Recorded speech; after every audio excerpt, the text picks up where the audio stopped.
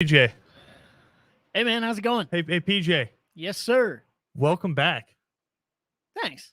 from a weekend off. Oh, I appreciate that. Yeah. I mean, not really a weekend off. I guess Monday's technically your weekend. Yeah.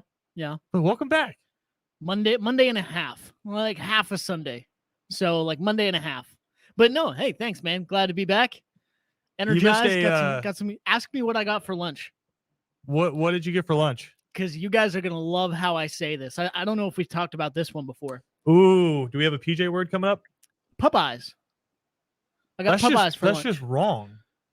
Popeyes? Say it. It's Popeyes. Popeyes. No, but like that's incorrect. Popeyes. Like at least with room, I can kind of get it.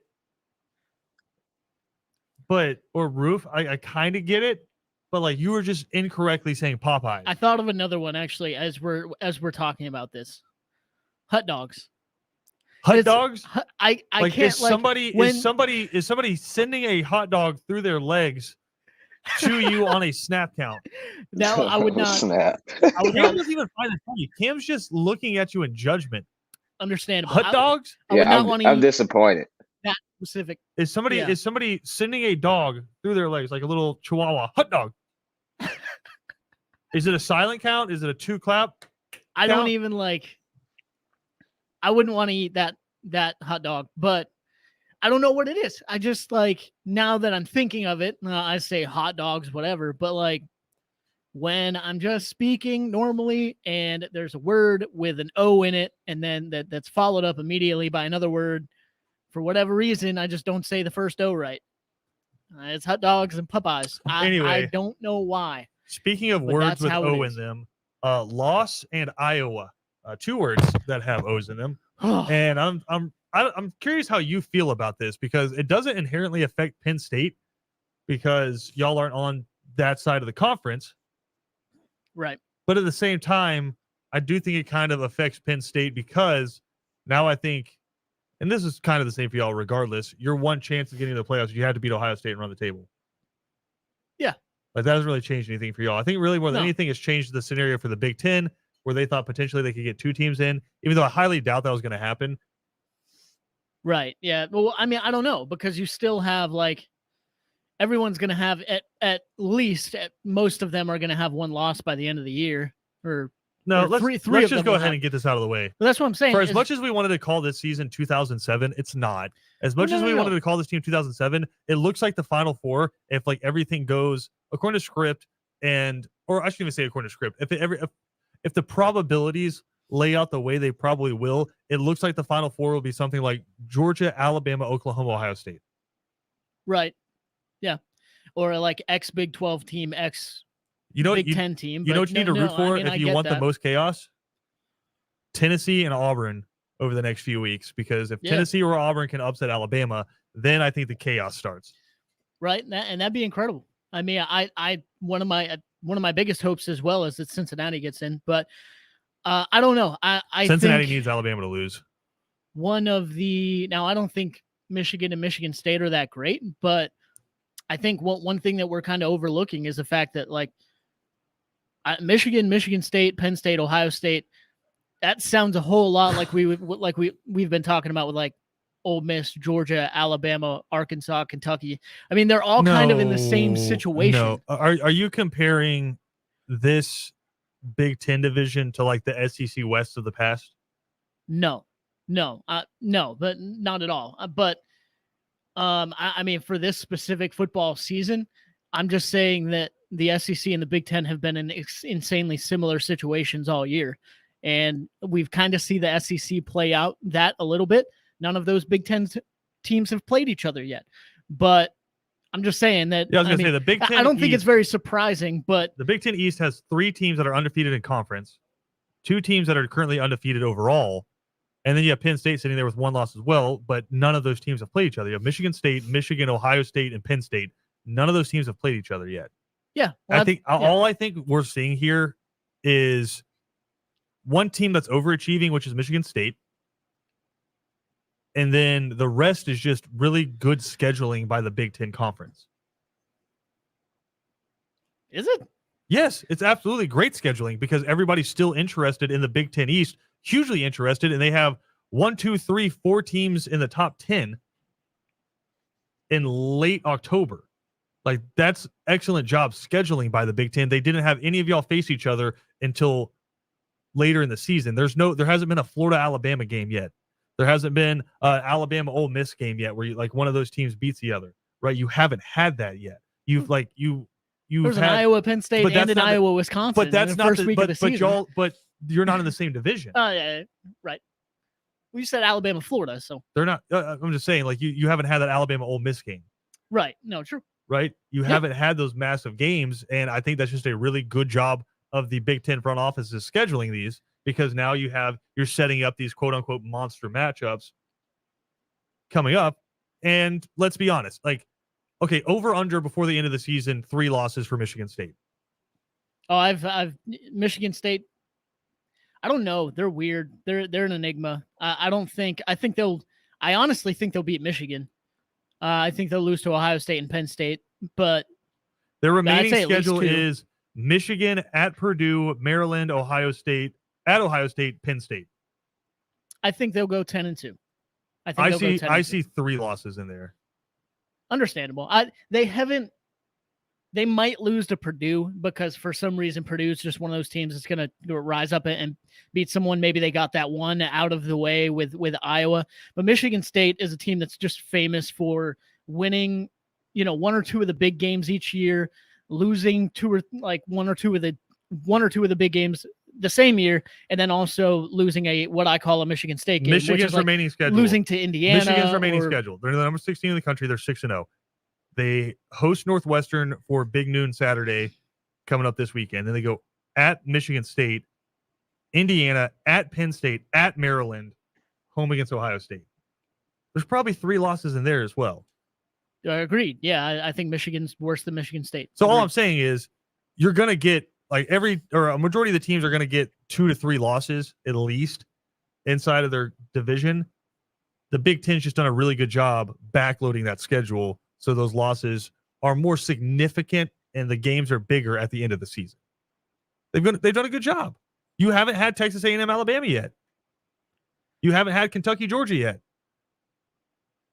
Yeah, but I mean, even preseason, like who knew Kentucky Georgia was going to be what it is? But preseason, you knew Michigan State would be what it is. Ohio State Penn State is always going to be what it is. I would have figured Michigan State. No, but I'm saying that's an awesome rivalry every year. Yeah. And if you can hope for some stakes on it versus putting it at the beginning of the year, where you're just counting on it being the rivalry, you put it later in the year, you maybe get some snow on the ground. I just think it's a good job by the Big Ten. It is what it is, man. What does that mean? It is what it is. I think whoever came up with the schedule deserves a pay raise. That's fine. Like, it doesn't change how it's going to end up, though. But that's not what matters. Like, what matters is eyeballs. Yeah, but I just think those opportunities to lose have already been there, especially for like Michigan State they had to go down to Miami, and obviously Big Ten. PJ. Well, that's fine. Hey, Alabama had to do the same thing. We were hyping that up at the time. PJ. But no, that's at the time. It's Michigan State, that's at man. the time. We're sitting here on October 19th, and you're saying, hey, they had to go down to Miami, which is tough. They did. It's Michigan State. It's not tough. You could go down to Miami and beat them right now. By yourself. Yeah, sure. But that's not saying much for Michigan State. Like, that's what I don't know. It's just, it is what it is. Either way, you line up the records. PJ back on the show. Cam, how much Big Ten football did we talk yesterday? I don't. 0. Yeah, 0. Yeah, we didn't talk about it. We didn't talk about Big Ten. You brought up Iowa. You're like, no. I am happy because we don't have to talk about Iowa anymore. I make one small comparison to Iowa is going to be the sacrificial lamb where the state of these two conferences are, and it's just like, well, that's just because they scheduled it well. Like, I'm giving your conference, whoever works in that office, credit. They still had to win all the games to get to this point, man. Sure, and they all had opportunities to lose. At least you gave them the chance. Like, you didn't make them trip up on themselves, I guess is the best way to put it. But I don't know. Michigan State's going to do that no matter what. That's all I'm saying about that. Also, the Big Ten has overly stacked one side of that conference. Yeah, it's embarrassing. Yeah. I mean, the other side, Iowa, Minnesota, Purdue, Northwestern, Wisconsin, Illinois, Nebraska. That was the thing, I think, was the thought that Wisconsin and Nebraska would carry that side with Iowa competing every few years. That's the thing about like the SEC West from even a few years ago, and why I'm not really comparing those two is like you had whatever. Even at that time, it was just the hoopla around that conference was just Wha- Excuse me. It was well ridiculous. deserved. No, it was ridiculous. How many Um, times has the Big Ten had 2 teams playing the national championship? That's fine. I'm saying in that division, you're talking about the SEC West alone. They all went on, beat each other, and then lost when they played non-conference games. So it is. Oh, they didn't care about them. That's right. Anyway, Yeah, we don't care about bowl games, PJ. We told you this. but the astounding thing about that is you had like Ole Miss and Mississippi State and all these teams in the SEC West that historically haven't been very good. Excuse me. You want to know who the number 1 and number Okay. 2 teams in the country were when the first ever college football playoff rankings came out? Yes, and in the prime of Yeah. the SEC West, what the age that we're talking about, yeah, it was Ole Miss That's, and you know Mississippi who their State. quarterbacks were? That's all I'm saying. You know who their quarterbacks were? Bo Miss- Wallace And and Dak Prescott. Yes, sir. Right? Scott. Yes, sir. Fantastic. That you had that window, I and think Bo luckily Wallace for is them, selling insurance somewhere right now. also unluckily for them, that's when the playoffs started. So like they got that note. It's fantastic. But I think that's what the crazy thing was about that is like you had all these historically not great football teams playing really incredible football. And, I think we found for a few of those teams, I mean, there's a reason why they got those recruits. But anyway, Oh, now we're just throwing out slander. just say that's not slander. That's fact. Have any charges been brought? Yeah. Who? Was Ole Miss not? I don't know what you're talking about. Yeah. Okay. Yeah, never. Yeah, they were never found guilty. Wow. But that is hilarious about, like you said, that the divisions do need to get split up with the Big Ten. It's just like every year you're going to have Ohio State, Michigan State's going to be okay, and Penn State, it depends on How the would year. you? If you get to walk into Kevin Warren's office right now, which would suck for you because Oh you would go my from gosh. like one you'd go from one Kevin boss to another Kevin boss.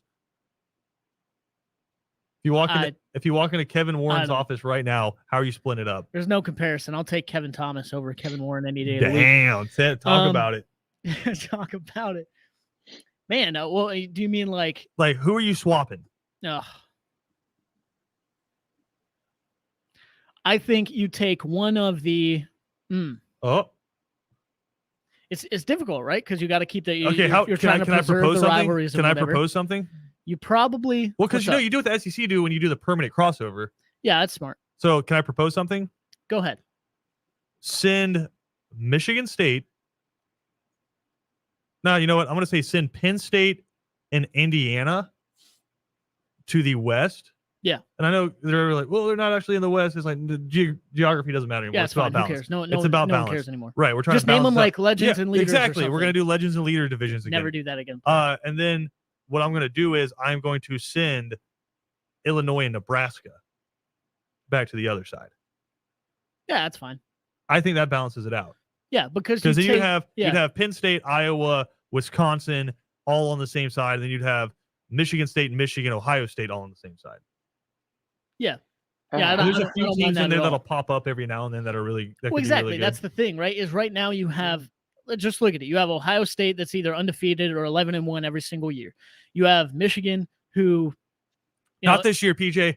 Yeah, right. They're going Even- 10-2. That's even- right. Thank my man. Who are they going to lose to? Penn State, baby. Thank Let's go. God. Okay, if you said like Michigan State, I was going to be so mad.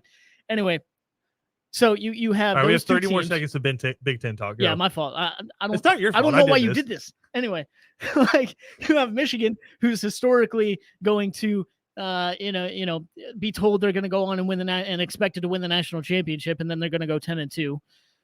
And then you have Michigan State, who has the potential to go like 11-1 or like 7-5 every single year, kind of going back and forth. Yeah. Now the problem is right now you have an 11-1 ball club, a 10-2 historically ball club, another 10-2 historically ball club, and then another team that can go 11-1 or 7-5. Well, does any of this So it's matter? like- Can I bring this back to the SEC? Does any of this matter? Because you're going to lose your coach to LSU. Anyway, now James Franklin's shortlisted for that LSU job right now. A&M? Everyone keeps saying like every coach, and this is what I always find funny is every coach is just completely committed to their school. I don't know if James Franklin has said anything, but Jimbo Fisher has been like, I love it here. Lane Kiffin, I love it here. It's like it's hilarious because I think LSU is a better job than all of those jobs. That's also normally when you hear the next day, oh, and this coach has taken the Correct. LSU job. But Yeah. you know who the hot name is right now? Lincoln Riley. Really? Okay. Because everyone's like, Whoa. oh, come on, Oklahoma's a way better job than LSU. Why would he? It's not. It's not. LSU is the only Power 5 school in that state. Yeah. Yeah. And that is a way more fertile recruiting ground than Oklahoma. And this is like the first And- time you're seeing and some turbulence in Oklahoma too. And the other argument that you Yeah. hear is it's less grind, which like no coach is ever going to admit this, but it's true. It's less of a grind week in and week out because you're not living in the SEC West. If you're at Oklahoma, right? You get to play teams that aren't quite as good. Let's just put it that way. That's not going to be the case, and like could be next year. Yeah. Oklahoma Yeah. could very much be an SEC West team next year, right? So LSU got more money to throw at you. They have a more, I'd say, fervent fan base, and they have a new president, an AD that went to the school and is from Baton Rouge. And again, I just think I think LSU is a top 5 job in college football. I'd put it out there like that. Just the amount of money they can pay you, the amount they're willing to put into support systems for you, where they're located. I think LSU is one of those jobs, one of the very few jobs where they can walk into another school and say, I'm taking your coach. Right. So I think the only knock, and I think this is an interesting point, is each of the last 3 coaches LSU has had have won a national championship. Right. Ed Orgeron won one. Yeah. Les Miles won one. Nick Saban won one. So you are under immense pressure as soon as you start there. So that's the one thing I would say is, maybe I got job security at Oklahoma. But the thing I would say for James Franklin, big which too, I think is why it's interesting, is they're talking about trying to make a legacy hire where it would be the first black head coach in the history of LSU. Right. But for James Franklin, is he one bad season away at Penn State from all of a sudden fans start going, I don't know about this guy? Because if you go to LSU, you kind of reset that, where you get to start as, I am the savior. I'm going to come in here and fix what this guy messed up. So you at least buy yourself like 2 or 3 years. Yeah. Whereas at Penn State, you could be one bad year away. Like if this season ends in disaster.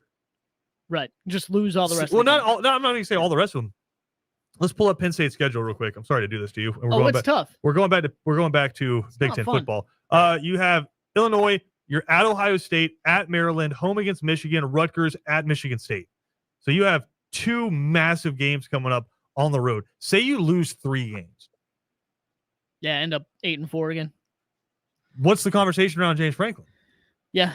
No, I'm pretty sure it's, especially from the fans, it's pretty loud. Yep. And pretty disappointing. So Albeit that's if Clifford comes back and we lose those games. Yeah. That's when it starts. If he's out for an I think extended period of regardless, time, I don't that's think it different, matters. I think but- regardless, because then you'd be like, well, the coach couldn't prepare a backup quarterback. So like, right. yeah, I think regardless, if you lose 3 games, I'm not saying you will. Again, y'all going to the Big Ten championship. Again, that's been your Big Ten talk here in South Georgia And we still didn't even get to everything on we- a I Tuesday wanted to. afternoon. We got more No, college just football kidding. talk coming. Nate wrote in on Twitter. He goes, we have a Braves NLCS game 3, and you guys are talking college football. Nate, it's college football season, my guy. And let me tell you, let's just break down the schedule for you. We got 40 minutes left too. No, well, let's break down the schedule for you. You have us until 3 o'clock. You have 3 and out for 50 minutes. They're going to be talking plenty of NLCS. And then you have an hour and a half coming up on ESPN radio here of the Braves pregame show. Promise. So we have so much baseball coming up for you, but it is college football season. We only get an hour a day here, and so much happened this past week. So much is coming up this week. It's a bye week for Georgia and Florida, but that game's going to be massive. We have some really cool matchups coming up this weekend. We still haven't got a chance to talk about the Tennessee Ole Miss. I'm not even going to call it debacle. I'm going to call it terrible SEC officiating. That's what I'm going to call it, and I'm going to call it. I'm not going to say what Tennessee fans did were right, but I'm also not going to agree with all of the national beat writers out there that are calling it egregious and shameful. So we'll get into that. I still want to recap some of the stuff that happened on the field. I want to talk about Stetson Bennett. I want to do lots of stuff. So we're going to talk some more college football here. And then we will get to some NLCS. And then again, you have 3 and out coming up. They're going to talk NLCS. And then we have 90 minutes of Braves pregame coverage. And you know what they're going to talk about? I think they're probably going to talk about the Braves. I think they'll probably talk about Georgia's front 7. You see, Mark Stoops said they're the best front 7 he's ever played. True. So we got Yeah. No, all you're that right. coming up. We'll dive into it coming up right here on Second Down on ESPN Radio.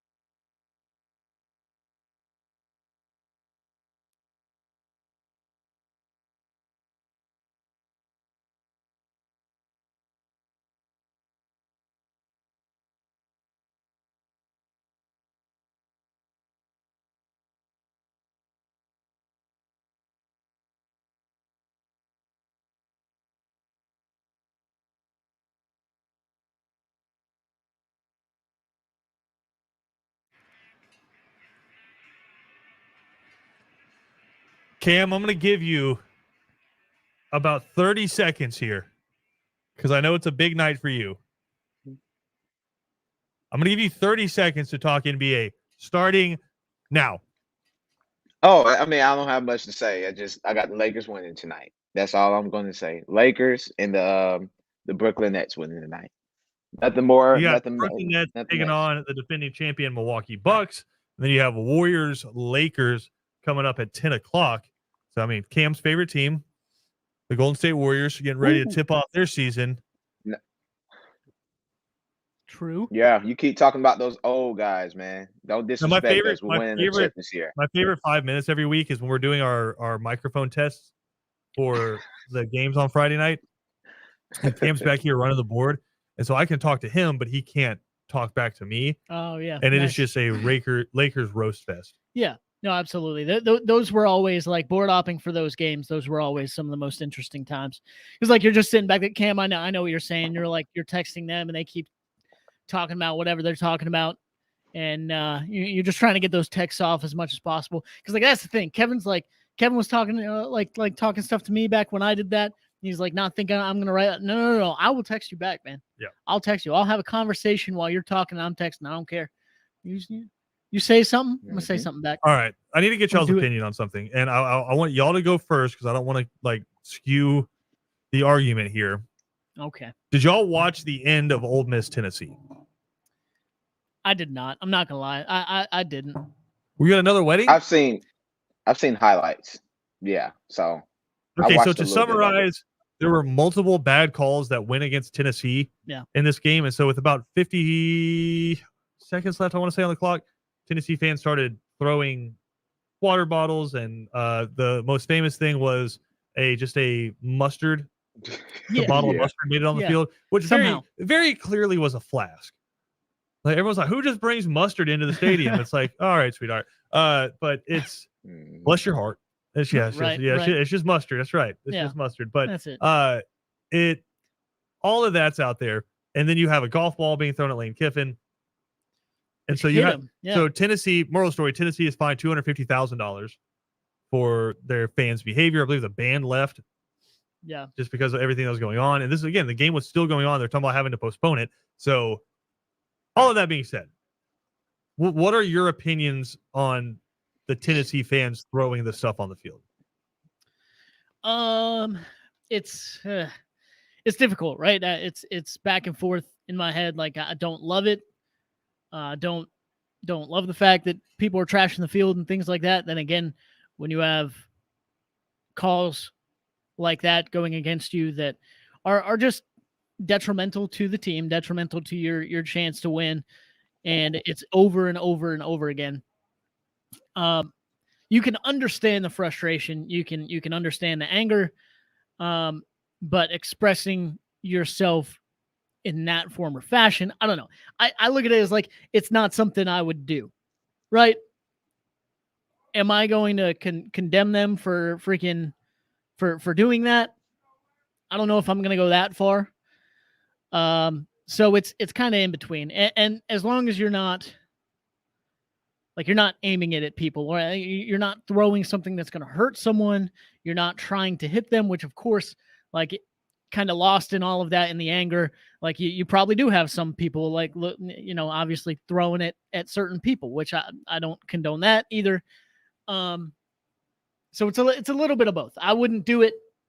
I wouldn't encourage it, but I certainly understand it. Do you remember the Mississippi State Memphis game from earlier this year? Yeah. Where the player's knee was clearly down, but they end up returning that punt for a touchdown, and they don't review it. They still call it a touchdown. Yeah. Same officiating crew. There you go. I mean, Cam, what are your opinions on fans throwing trash on fields, courts, any of them? I just don't really like it because it can lead to like players, running up into the stands and, fighting and other bad things and people getting suspended, people getting hurt. You're throwing, objects at like mutants that play the sport of football. And I mean, there's nothing you can do if they can run into the stands. So I don't like it. I get it. You're upset, but you're not the one on the field playing. So why are you throwing, objects? You're just doing that for fun at this point. All right. So here's where I'm at with this. throwing things is childish. Yeah. And it just is. Yeah. Like it's anything. Yeah. but it's just kind of a release where it's just like, I'm so mad and there's no way for me to impact the situation in which I'm mad. right. Like, I think it's different if like Ole Miss is just like cooking your team and you're losing 42-7 and it is what it is. Like, you're Yeah. mad, but it's football. Mhm. When it's circumstances outside of your control, the team's control, and it's the officials taking it in, that's a different kind of mad. It's like there's something getting taken away from It's you. and literally you like said, watching you somebody can't- steal something out of your living room and you Yeah. can't do anything about Right. it. You're Right. just sitting there watching. And so yeah. it's just a different kind of mad. I don't know if you ever listen to Tom Segura, but he just kind of calls it like that, where you get that rage where you're just kind of like, you can't really yeah. No, that makes control it. sense. It's a different kind of mad. And is it immature as hell? Absolutely. Throwing things is immature as hell. But it's also, we saw it in the Braves when you had the infield fly rule, Mhm. right? Where it's just, Yeah. you are taking this game out of our hands with a complete blown call where you can actually go look at this and get this right. And again, it wasn't one blown call. There was multiple blown calls in this game by this officiating crew. There's no repercussions for bad calls. Like no official is being taken off and taken off the crew and punished or fired. Yeah. No official has to answer questions after games, which I would love. I would love if you had the post-game press conferences where you talk to both coaches. If you're going to make 18-year-olds sit up there after they lose True. 52-48 Yeah. in heartbreaking fashion and have to answer questions, then you should absolutely make grown men and women now who are officiating these games sit up there and answer the same questions. At least the white hat should have to sit up there. But back to the throwing of the things on the field. Immature, stupid, get it. It is not this polarizing, holier than thou, I'm better than you. You guys need to get it together. Tennessee is a trash fan base. It's not that. No. Tennessee is not the first fan base that has ever thrown bottles on the field or trash on the field. Right. Right. There are horror stories from every stadium about what fans have done to opposing players. Hell, Ben tells a story about getting hit in the face with oranges. Yeah. When he Right. was at an opposing fan stadium. This isn't the first time. And it's just, it's the, I think Jack McGuire from Barstool made a really good point about this. He said that passion pays the bills that runs the website that you're writing this commentary about how you're better than everybody. Right. Tennessee fans being that passionate about their fan base, and again, it's misplaced passion when you're throwing stuff. I get that, but the passion and the love that they have for that program and the anger that they had about having a game, I would say, stolen from them, is what pays your bills. Yeah. And so, to anyone out there writing those articles or anyone out there who agrees with them, get off your high horse. Because I mean, it's college football. Yeah. It is what it is. I mean, it's the same thing I would say for rushing the field, right? Yeah. When was the last? It's No, the what- opposite, right? yeah, it's the opposite kind of elation, right? Where you see the video of the kicker for Texas A&M and his girlfriend and his mom are watching him getting ready to kick that field goal against Yeah. Alabama, and they just like both break down in tears. And then what do you see? People flooding the stadium, like Yeah. just like flooding the field. Well, like you said, his girlfriend is actually just like the family sitting there Yeah. hugging. She's like, I'm gone. Let's go. She might be the first one over the fence. But Yeah. when was the last time you saw an NFL stadium storm the field? Yeah, basically never. 'Cause they I don't think- care. Yeah. And Yeah. then you take away the biggest games from those home fans and you put it in the Super Bowl. Yep. Right. And it's all corporatized and like it's not really the fans of the teams that are there. It's a bunch of corporate packages and stuff like that. When was the last time you saw an NFL Cam? I mean, can you think when was the last time you saw an NBA where they stormed the court because they were so happy? Probably, man, that was a long time ago. Probably 2009.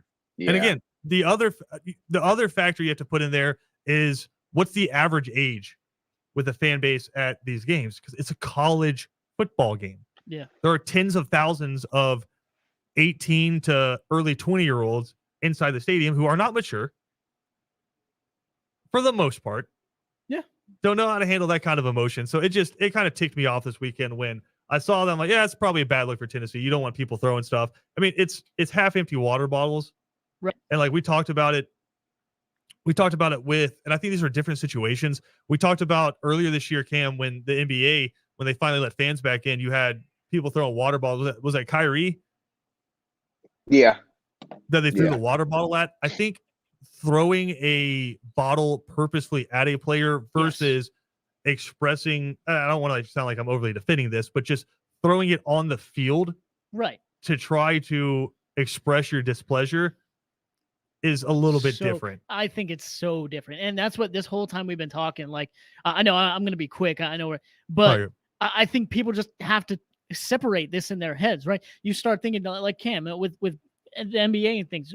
There have been, I think, 5 or 6 different separate instances over the past 2 or 3 years. Yeah, players like, or a guy spit on Trae Young. Yeah, spitting on people, throwing popcorn on people, throwing beer on basketball players. And that is completely different. Like, to me, completely different than what's going on and what happened at Tennessee. Yeah. And I think maybe some of the people writing those columns, maybe they just couldn't separate that in their minds, which I don't know how, but that's like disparaging, disrespecting a player and basically not even treating that like you're treating them like trash. You're throwing your trash onto them. And I don't want to be the guy who's out here like the media, but it's just, I'm with you. But it's very but that's easy. Completely different than this. It's very easy to be sitting up in the press box or at your house or at your office and write this, these gross savages out here. It's like, no, these gross savages are the one who click on your articles. Yeah. And get you views on your ads and get you paid. Yep. And guarantee you that they're doing exactly that when they see, that headline and want to know what the heck you're saying. Yeah. And also about that one time they threw a golf ball on a football field. And also if you are overly passionate about something, which I mean, you're called a fanatic. Like it's a fan, you're a fanatic. Guarantee you if somebody rips something away from your team like that, like Penn State, Ohio State's happening. Yeah. And you're up in Happy Valley and you're watching that game and the officials blow 3 calls and Ohio State wins by 1 score. Oh, we've seen that before. The arm's twitching. Plenty of times. The arm's twitching, right? Like you're not actually doing it. Yeah. But the arm's twitching a little bit. There's a game. I mean, I can think there's a game we lost 17-10 in which 2 of the touchdowns. Anyway, it was a few years ago, and the Big Ten came out and issued statements saying that the calls were wrong. And once again, to summarize, there are 2 wrong groups in this situation. People throwing stuff on the field, wrong. You're not supposed to do that. It's wrong. Other wrong group is the people judging the hell out of those people and writing columns about how they're better than them. Get the hell out of here. Yeah. There's 2 wrong people in this situation. I just think it is what it is. Nobody got hurt. Fans were upset. They didn't express their frustration in the best way possible. It is what it is. You move on. Lane Kiffin made jokes about it. It's funny. It's college football. It is what it is. We got more to come. Second Down right here on ESPN Radio.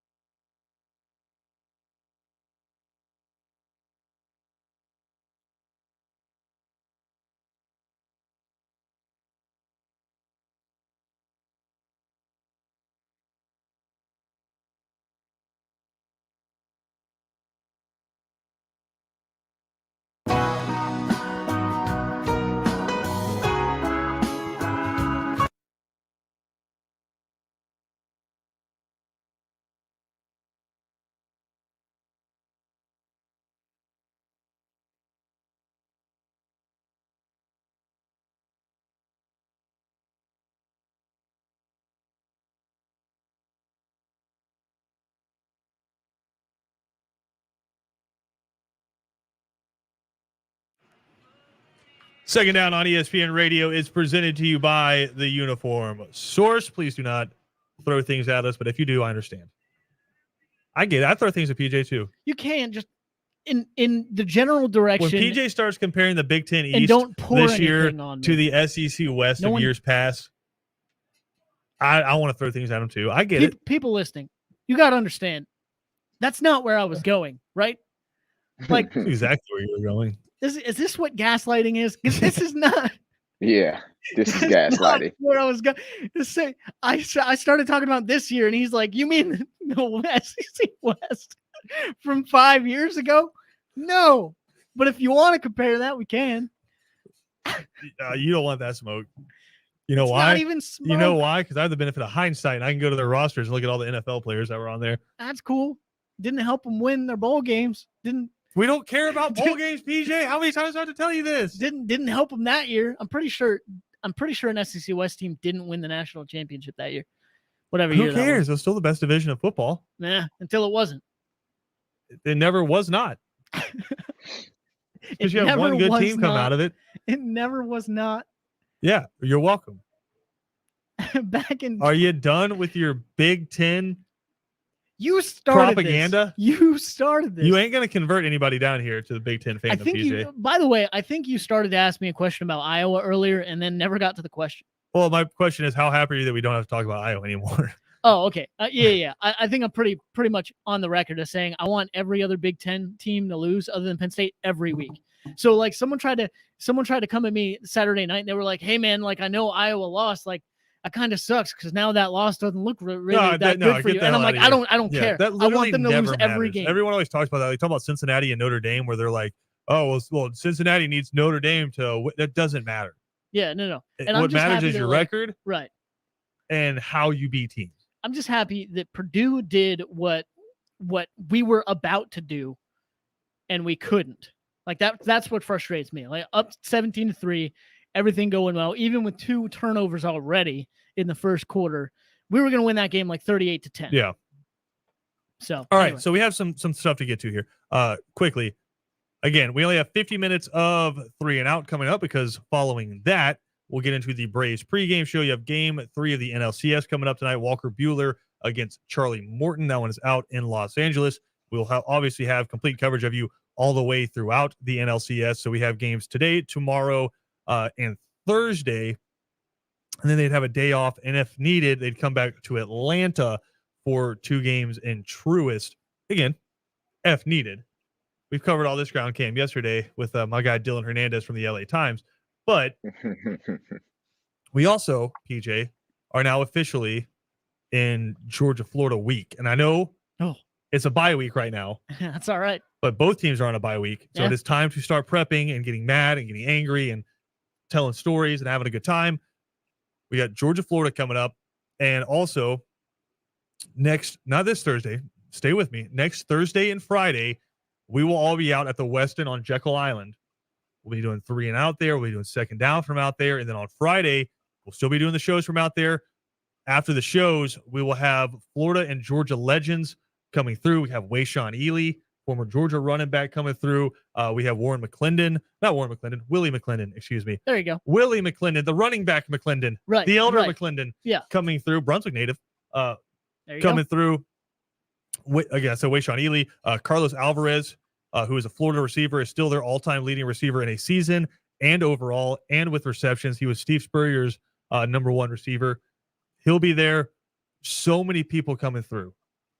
So many legends coming through. And it's at the Westin on Jekyll Island on October 29th. So the Friday night before Georgia-Florida, you can come hang out at the beautiful Westin, eat some great food, have some drinks. If you need a place to stay, hey, we're at a hotel. Imagine that. And they have special rates for you at the Westin. You can go to espncoastal.com, click on the Georgia-Florida Legend Series. This is an event been conceptualized, and it's really turned into something awesome. It's the 3rd annual. Last year it was virtual just because of everything with COVID-19. The year before that was awesome. So many people turned out, so many legends there, and just hearing these guys talk football in person and talk about this rivalry is so much fun. You'll have a chance to meet and greet with the legends and get autographs. So just an awesome way. If you're into the Georgia-Florida game, the world's largest blankety blank, because I don't know if we're allowed to say that anymore. It's Be a rebel. it's the place to be, Or and actually, you're right down the street from Jacksonville. I mean, you literally just hop on 95, you're there. Yeah. And it's a beautiful hotel on Jekyll Island, and you can do 1 or 2 night stays with this package. And if you don't need a place to stay, if you're a local and you just want to come hang out, completely free to the public to come out and hang out and again get some food, get some drinks. It's going to be a really good time. Westin Jekyll Island on October 29th, the 2021 Florida Georgia Legend Series, hosted by Ben Troop there. So we're really looking forward to that coming up on October 29th. We got more to come here on Second Down. We'll be right back after this.